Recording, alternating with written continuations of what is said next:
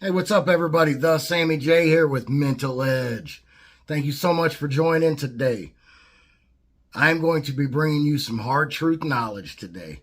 Whether you want to hear it or not, you need to hear it. Today's topic: conditions will never be perfect. They're never going to be what you want them to be, right? And here's what I mean by that. I learned this lesson a while back doing my own business and in life. It's, well, what am I going to wait for?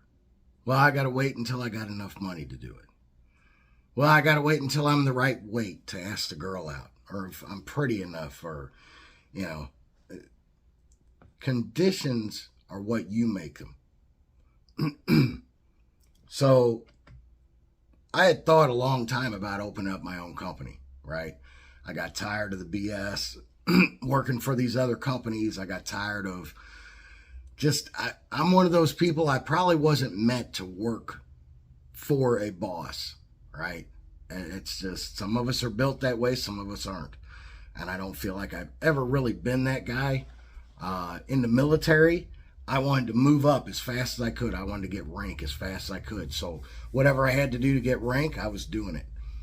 Because in the military, the way it works is, so if you're an E2, like a private, everybody above you is your boss, right? So in the Army, it's E2, E3, E4, so on.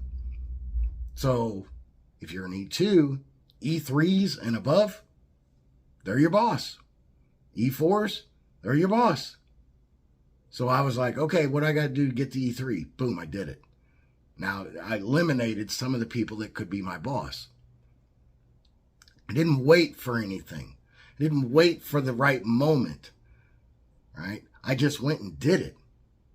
Then I got my E4 rank, and I was like, cool. Now everybody that's an E2 and an E3, guess what? They're not my boss no more. No matter what, they're not my boss. And then I got up to Sergeant E5, and I was like, cool. Now there's none of the E4s that are my boss anymore. That's the same with life. We sit there and we complain about our bosses. We complain about the conditions, but we don't want to change anything with it. Well, I just don't know what to do. Really? What did your boss have to do to get to be the boss? And in some cases, let's be honest, they just sucked up to the right person. Are you willing to do that? Most of us not. I was never that guy. But what I did do is show the boss, and even the boss's boss, that I could do this, this, and this. And so that would get me some kind of recognition so I could move up. No matter where I worked, that's what I did. In the union, as a taper, right, a drywall finisher, you go through a 3-year training thing, right? So you start out and it's an apprenticeship program. And I said, man, this sucks. I don't like being an apprentice. Again, everybody that's not an apprentice is my boss. And I don't like that. So what did I have to do? I got to do better. So if they tell me, hey, spot all the screws in the house, I would spot them all twice. Hey, start taping this. I would tape more than that. Tape this room. I would tape 2 rooms. Whatever it took, I went and did. I didn't wait on somebody else to give me my reality. And what that did was, so it's supposed to be a 3-year program, right? After 3 years, you're a journeyman. Boom, you start making the big bucks and this and that, right? You get to maybe run your own crews, whatever it is. At 2 years, the guy I was working for come up to me and he said, hey, go down to the union hall next Monday and get your journeyman card. And I was like, what? I said, dude, I still got a whole nother year. And he goes, no, I'm going to go on and promote you now. Now, the way that the union works is companies are allowed to do that with 1 or 2 people if they see fit. I gave that gentleman enough of a reason to go on and promote me a year early. I didn't wait. I didn't wait for anything. I didn't wait for the conditions. I didn't wait for somebody else to give me more direction. I would go and find it. I went after it. See, the problem is most of us, we want more out of life, but we're not willing to ask, or we're not really willing to just go after it, do it. And in today's society, it's gotten even worse.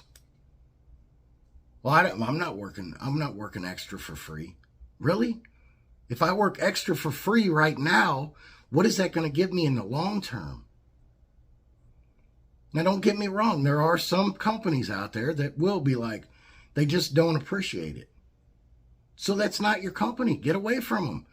But imagine with even the work you did and the free work or the extra work or just going the extra mile, how much knowledge did you get off of all that? How much better did you get at whatever it is you're doing? See, the more time you do it, the better you're going to get. Even if you suck, even if you're the worst, if you put in enough time, it's just a natural thing. It's going to happen. You're going to get somewhat better. And for the biggest part, most companies will notice that.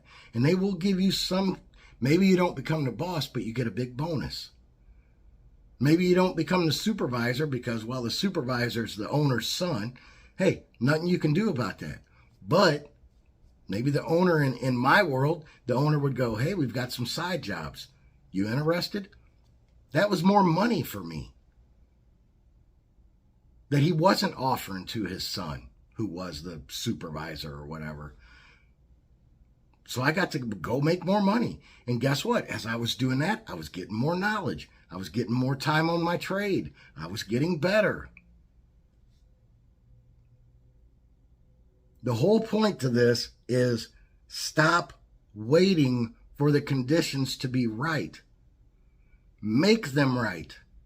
You want it? Go after it. How bad do you really want to change your life?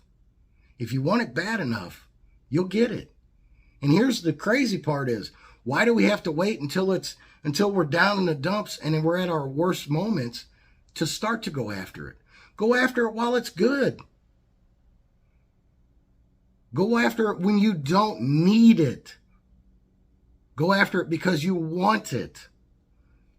It's a total game changer.